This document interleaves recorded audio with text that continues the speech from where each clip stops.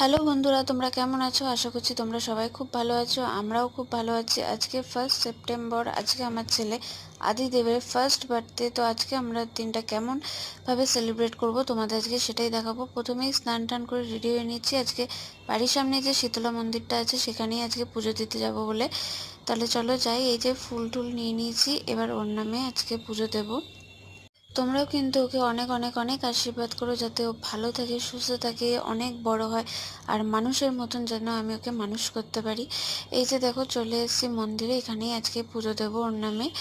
তো চলো পুজো টুজো দিয়ে বাড়ি যাই, তারপর তোমাদের সারাদিনটা কীভাবে কাটলাম দেখাবো। আজকে আমি ব্লিঙ্কিট থেকে কিছু অর্ডার করেছি, যেগুলো এসছে কিন্তু তার সাথে আমাকে একটা ফ্রি গিফট দিয়েছে, যেটা কিন্তু মানে আনএক্সপেক্টেড পুরোটাই, কারণ আমি জানতাম না যে একটা ফ্রি গিফট দেবে। ওরা আমায় কিছু বলেনি। এই যে এটা। আর সারাদিন কি কি করলাম দেখতে হলে অবশ্যই আমার চ্যানেলটা সাবস্ক্রাইব করে রাখো, পরের পার্টে আসছি।